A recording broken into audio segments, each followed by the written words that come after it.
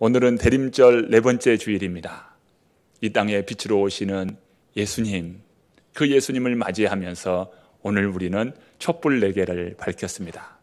그 옛날 이사야 선지자는 예수님께서 이 세상에 참 아기 예수로 오심을 예언의 말씀으로 해주고 계십니다. 처녀가 잉태하여 아들을 낳을 것인데 그의 이름을 임마누엘이라 하리라. 처녀가 잉태하여 아들을 낳습니다. 그런데 그 이름이 임마누엘이라고 말씀하고 있습니다. 임마누엘이라고 하는 뜻은 하나님이 우리와 함께 하시다는 뜻이지요. 우리 하나님은 왜 우리와 함께 하고 싶으실까요? 왜 우리와 함께 하시기 위하여 친히 인간의 몸을 입고 아기 예수로 이 땅에 오셨을까요? 요한복음 3장 16절은 하나님이 세상을 이처럼 사랑하사 친히 인간의 몸을 입고 그것도 나약한 어린 아이로 이 땅에 오심은 바로 하나님의 사랑입니다. 하나님의 사랑이 친히 아기 예수를 이 땅에 보내시고 친히 인간의 몸을 입고 이 땅에 오시는 하나님의 사랑이었어요. 그러므로 오늘 우리 인생에 낮고 천한 모습으로 예수님께서 이 세상에 오셔서 모든 세대와 모든 민족을 다 품으시는 하나님의 넓은 사랑을 오늘 우리들이 깨닫고 경험하는 복된 시간 되기를 바랍니다. 사랑이라고 하는 것은 추상명사예요. 추상명사라고 하는 것은 의미는 있는데 실체가 없다는 거예요. 그것이 추상명사입니다. 사랑이라고 하는 것은 의미는 있는데 실체는 없다는 거예요. 그런데 사랑하면 그 사랑의 증거와 사랑의 모습이 나타납니다. 제가 우리 성도님들을 사랑하고 성도님들이 정말 한 마음으로 또 사랑한다면 그 가운데 사랑의 다양한 실체, 다양한 모습들이 드러나게 되어 있죠. 사랑은 드러나기 마련입니다. 사랑만 그럴까요? 믿음도 마찬가지입니다. 믿음이 있는 우리 성도님들의 모습 속에서 말과 행동이 믿음의 말과 믿음의 행동을 통하여서 그 믿음이 드러납니다. 믿음의 실체가 드러나는 것이지요. 우리 하나님께서 우리를 사랑하심으로 아기 예수를 이 땅에 보내셨습니다. 바로 하나님의 사랑입니다. 오늘 본문의 바울은 비시디아 안디옥으로부터 쫓겨났어. 이 160km나 되는 먼 거리에 산을 30개쯤은 넘어야 갈 수 있는 이고니온이라고 하는 곳에 도착합니다. 그곳에서 복음을 전해요. 그 복음을 듣고 하나님을 믿는 믿음의 사람들이 크게 일어납니다. 하지만 그 바울의 복음을 거부하면서 반대하는 세력들이 일어나는데 이 사람들은 악한 감정을 품고 관리들을 포섭해서 바울과 바나바와 그의 일행들을 돌로 쳐서 죽이려 합니다. 위급한 상황 가운데 그들이 피신한 곳은 루스드라입니다. 루스드라. 그러니까 비시디아 안디옥에서 쫓김받아서 이고니온에 왔고 이고니온에 도착하여서 복음 사역을 감당하는 중에 또 많은 반대자들로 말미암아 위험을 당함으로 루스드라에 온 거예요. 이것은 전혀 예상할 수 없는 그런 일들이었어요. 예상할 수 없는 예기치 못한 그러한 상황 가운데에 비시디의 안디옥으로부터 이고니온으로, 이고니온에서 루스드라로 옮기게 됩니다. 그런데 그 가운데서 일어나는 것은 하나님의 구원의 섭리였어요. 그 가운데서 하나님은 인도하시고 그 가운데서 하나님은 구원의 길을 여시는 것이지. 오늘 우리의 삶에서 예기치 못한 일, 뜻밖의 일들이 일어납니다. 이런 일들을 경험하게 되죠. 이런 일이 경험되어지고 이런 일이 일어날 때 사람은 당혹스럽고 또 고난이 옵니다. 바로 바울과 바나바는 이러한 시간들은 고난의 시간들이었어요. 예상할 수 없고 예기치 못한 이러한 상황으로 인하여서 고난을 겪습니다. 그러나 바울과 바나바는 복음 전함을 게을리하지 않고 복음 사역을 감당합니다. 왜 바울과 바나바는 이처럼 복음 사역을 감당합니까? 나를 구원하시고 내게 은혜를 베푸신 하나님의 사랑과 예수님의 사랑이 내게 너무도 큰 거예요. 그 사랑으로 인하여서 복음 사역을 감당하는 것입니다. 이곳 루스드라에서 하나님께서 예비해 놓은 뜻밖의 구원의 역사가 일어나는 것을 봅니다. 이고니온으로부터 루스드라까지는 남동쪽으로 약 50km 정도 떨어져 있습니다. 50km니까 그 옛날 걸어서 이동하는 시기이니 하루하고 반나절은 좋게 걸릴 그러한 거리입니다. 그들은 이곳 루스드라에 도착했습니다. 그런데 그곳에서 한 사람을 만나 주목하는 일이 일어납니다. 오늘 본문 8절의 말씀입니다. 8절 말씀 한 목소리로 읽어봅니다. 루스드라에 발을 쓰지 못하는 한 사람이 앉아 있는데 나면서 걷지 못하게 되어 걸어본 적이 없는 자라.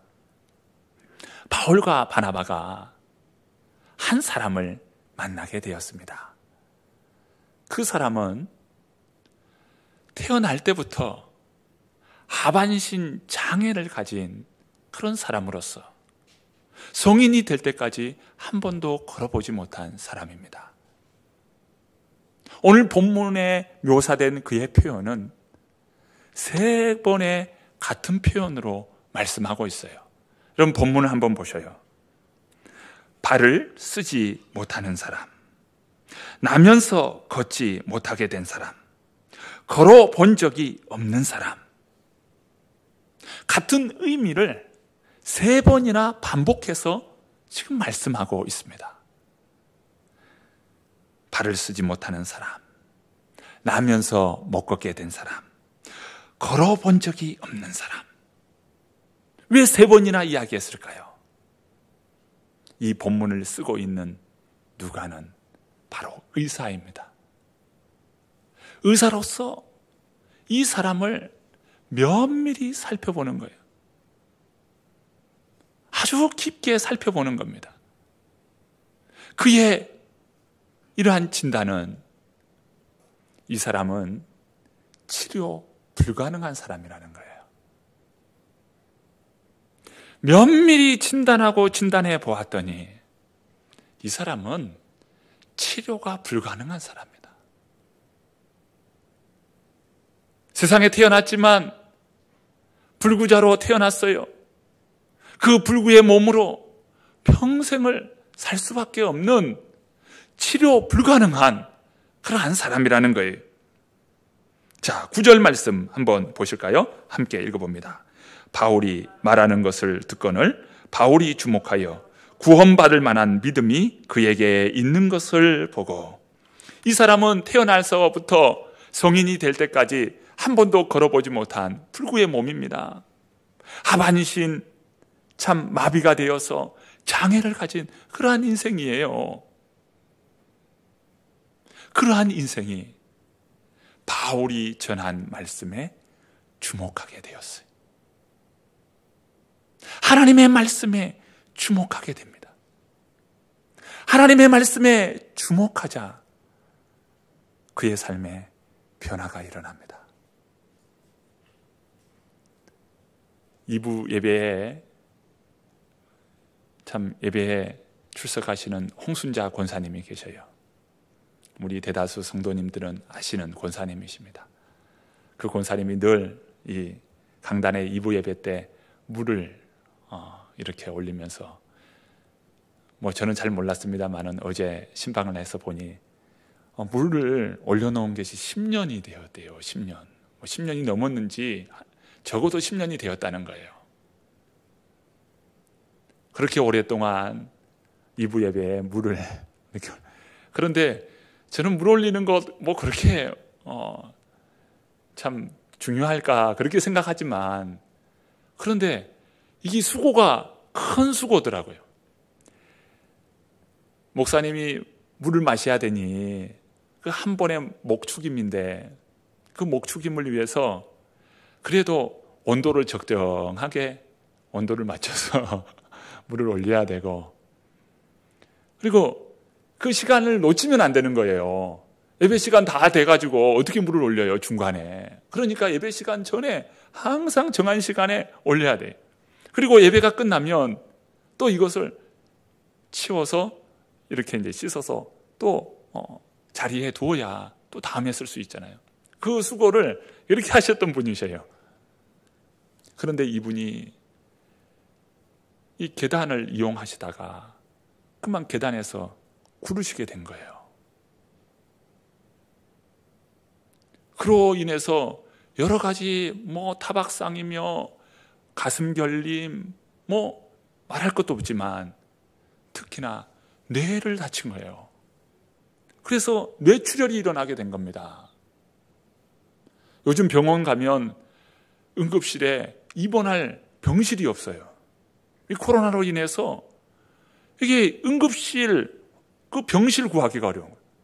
이렇게 위급한 상황인데 병실을 못 구해가지고 수액은 맞으면서 그저 응급조치만 하고 병실을 못 구하는 거예요. 그래서 결국 인천의 길병원까지 가게 된 것입니다. 그것도 알아봐 줘가지고 그렇게 옮긴 거예요. 그래서 중환자실에서 몇 날 며칠을 그렇게 수액을 맞으면서 진료를 받으면서 그렇게 있으시다가 일반 병실로 가자마자 나 퇴원해야 되겠다고 소리 질러가지고 그분이 온 거예요. 사람이 그런 게 있잖아요. 도저히 이게 안 되는 것들이 있어요. 여러분, 알러지 반응이 일어나는 사람, 다른 사람은 다 괜찮은데 그 음식 먹으면 알러지 반응이 있어서 다른 사람은 다 괜찮다고 하는데 본인은 안 되는 거예요. 이런 것처럼 어떤 상황과 그런 환경이 도저히 본인이 잊지 못할 그런 상황과 환경이 보통 사람은 그렇지 않은데 간혹 그게 안 되는 사람들이 있어요. 이 홍순자 권사님이 병원이 안 되는 거예요. 이 병원 생활이. 그래서 병원에서 나왔어요.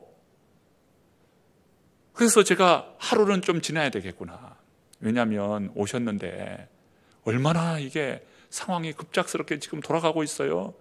그러니까 안정을 좀 취해야 저도 신방을 할 수 있겠다 싶어서 하루를 지나고 다음날 신방을 갔는데 이 권사님이요, 그러면 누워 계시는데 이 몸이 말이 아닌 거예요. 특별히 뇌출혈이 있었잖아요.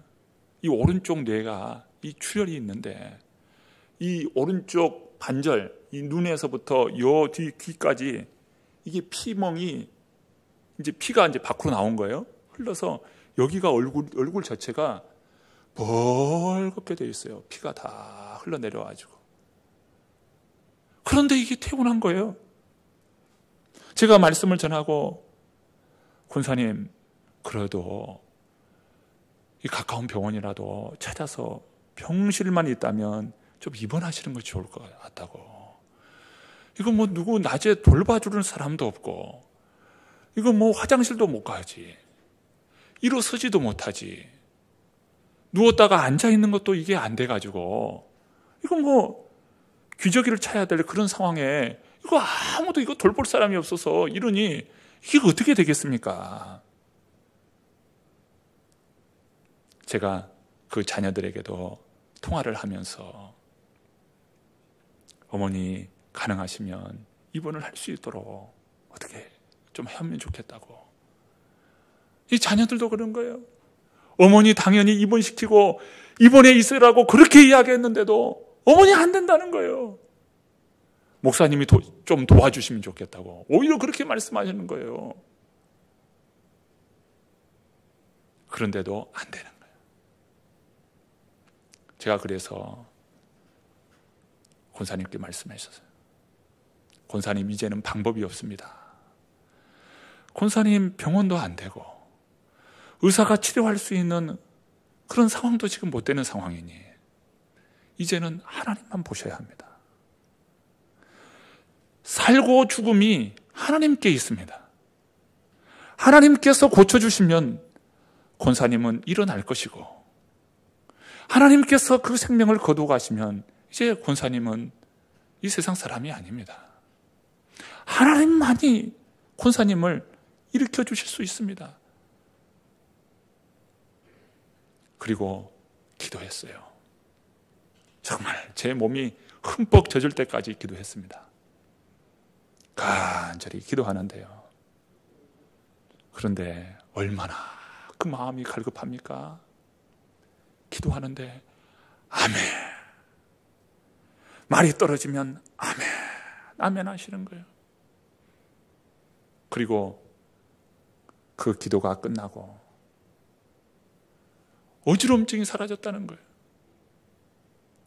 이 뇌출혈이 있어가지고 이게 누웠다가 일어서지가 앉기가 어려워요. 앉았다가 일어나는 것은 더더욱 어렵고요. 이 어지러워가지고 그러는 건데 어지럼이 사라져요. 이 본인이 이 기도하면서 하나님이 나와 함께 하시고 나를 붙들어 주신다는 이 믿음이 생기니까요. 주의 말씀 앞에 아멘하기 시작하는 거예요. 제가 매주마다 권사님을 방문하면서 기도해 드렸습니다. 그런데 놀라운 것은 말씀이 떨어지면 아멘, 말씀이 떨어지면 아멘 하시는데요. 은혜는 제가 더 많이 받았어요. 하나님의 말씀 앞에 이 말씀은 나를 살리는 말씀이요, 이 말씀으로 말미암아 내가 고침받는다라고 하는 확신이 있으니 그 말씀 앞에 아멘 아멘 하시면서 이제 몇 주 내에 권사님 예배에 나오실 수 있을 것 같아요. 하나님께서 뇌출을 깨끗하게 고쳐주신 줄로 믿습니다. 얼마나 놀라운 은혜의 역사입니까? 이 불구의 장애인 루스드라의 정말 나면서부터 장애를 가진 이 불구의 이 한 인생에 바울이 전한 이 말씀에 주목하여 그의 심령에 믿음이 들어가기 시작하는 거예요. 성령께서 말씀 듣는 그에게 역사하시고 그 심령을 압도합니다.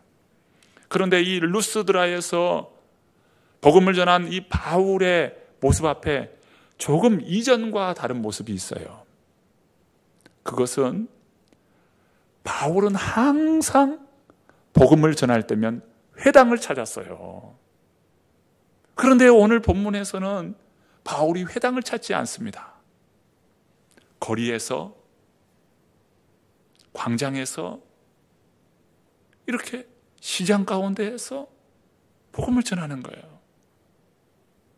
왜 그랬을까요? 바로 이 루스드라 지역의 특성입니다. 이곳은 유대인들이 많지 않아요. 그러니까 회당이 없는 겁니다. 대다수 사람들은 이방인들인 거예요. 바울은 바로 거리에 나아가서, 광장에서, 시장에서 하나님의 말씀을 전한 것입니다. 우리가 흔히 그렇지만 거리에서 복음을 전해 보십시오. 사람들이 드는 채 많은 채 합니다. 그저 스쳐 지나가는 것으로 그들은 듣고 말아요. 그런데 이 루스드라의 이 장애인은 그 하나님의 말씀에 주목하였어요. 그 말씀을 붙드는 겁니다. 그에게 회당이 없었다는 것은 기회가 된 거예요. 만약 바울이 회당에서 복음을 전했다면 이 루스드라의 이 장애인은 회당에 들어갈 수 없습니다. 장애를 가진 이는 회당에 들어갈 수 없는 그런 구조를 가지고 있었어. 그러니까 회당이 아닌 거리, 그리고 광장, 많은 사람들이 모이는 시장, 이런 곳에서 복음을 전할 수 있는 것이 이 장애인에게는 기회가 된 거예요. 그때 그가 그 말씀을 듣고 그 말씀을 붙잡은 거예요. 만약 그가 하나님의 말씀에 주목하고 그 말씀을 듣지 않았다면 그는 여전히 그렇게 살았을 거예요. 절망적인 삶을 살았을 거예요. 그러나 그가 하나님의 말씀을 붙잡고 그 말씀 가운데 믿음으로 반응할 때 그의 삶에 거룩한 생명이 일어나게 되고 기적의 역사가 일어나는 놀라운 믿음의 능력을 보게 됩니다.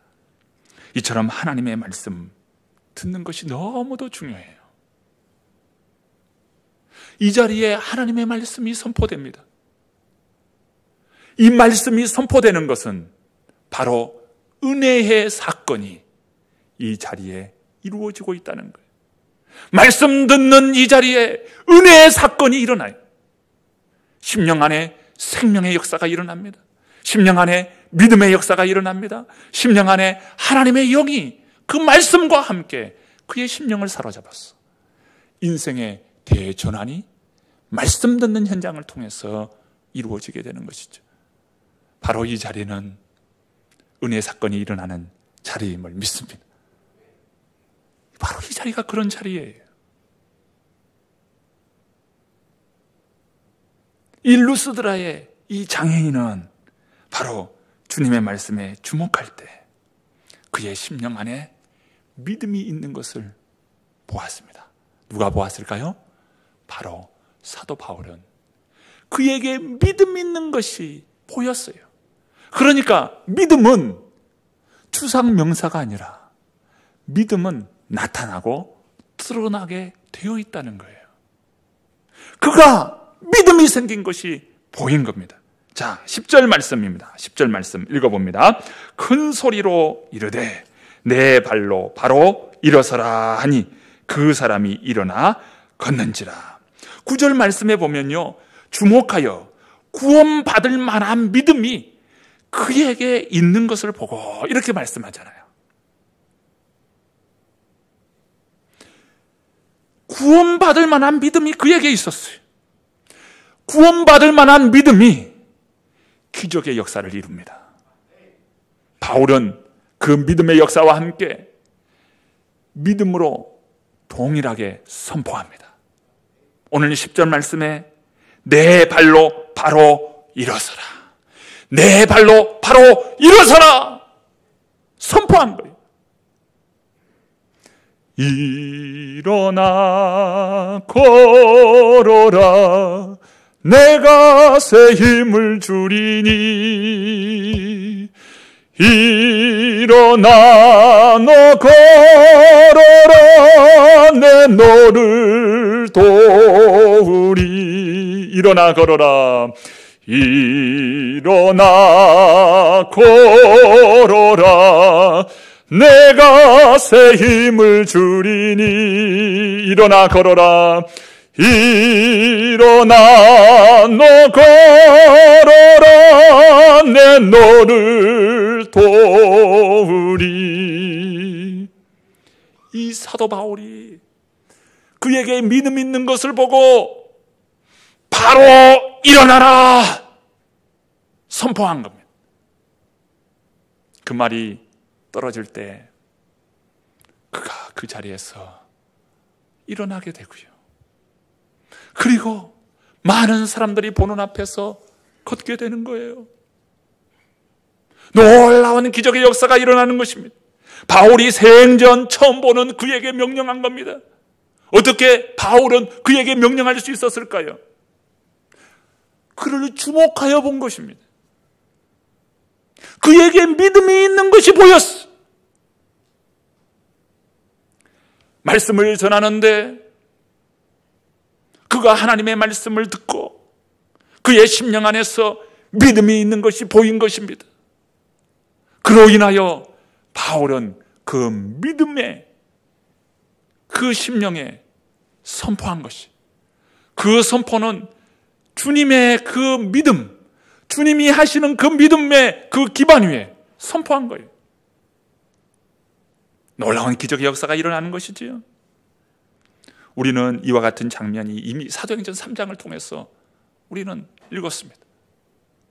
사도행전 3장에 예루살렘 성전 미문이라고 하는 곳에 동일하게 나면서부터 못 걷게 된 그러한 장애인이 있었어요.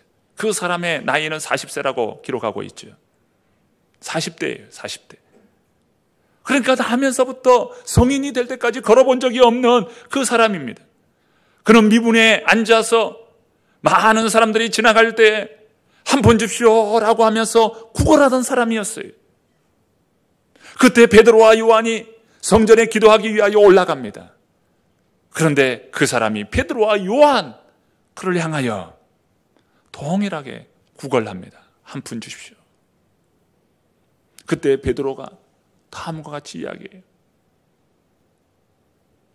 은과 금은 내게 없거니와 내게 있는 것을 내게 주노니 나사렛 예수 그리스도의 이름으로 일어나 걸어라.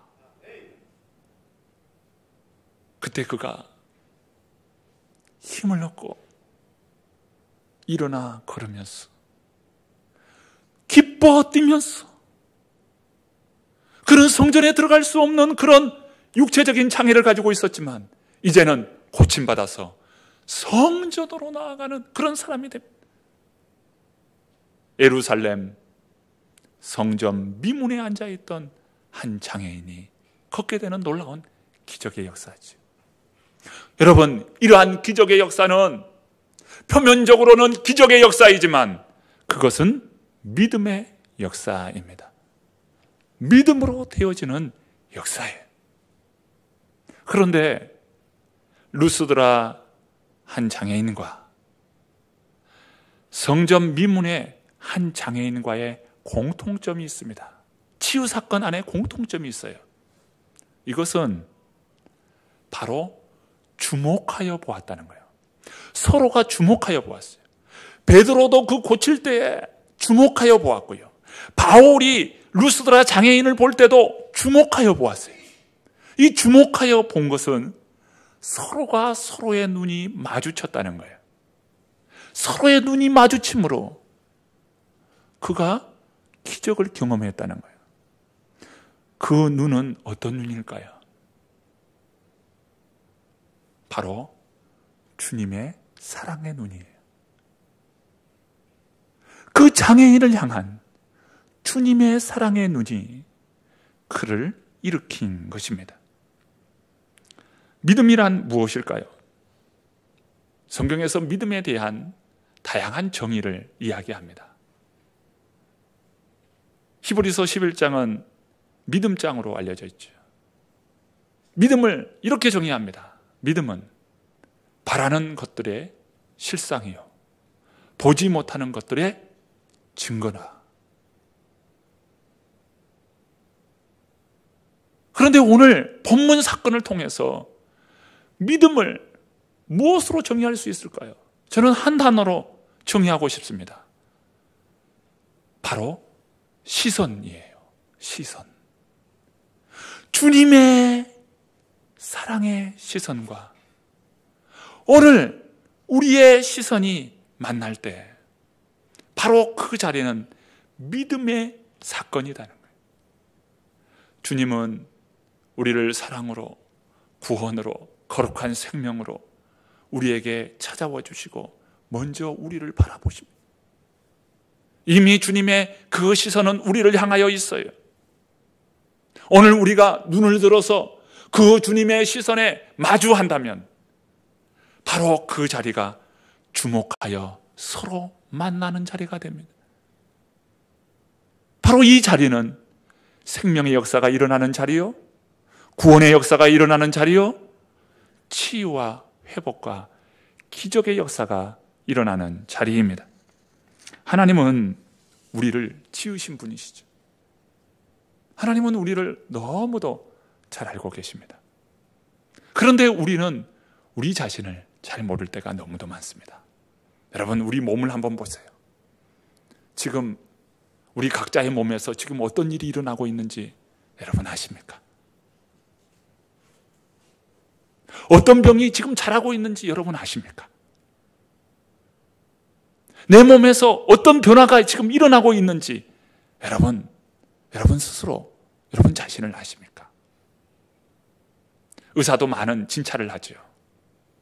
그 진찰을 할 때 과학적인 경험, 과학적인 그런 수치와 또 지식적인 그런 바탕 위에 합리적인 추론을 하는 겁니다.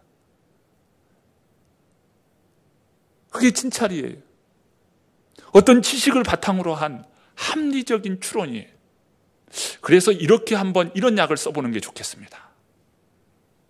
혹시 이렇게도 안 되면 다음에 약을 이런 약으로 좀 바꿀 수도 있습니다. 왜 이런 이야기를 하나요?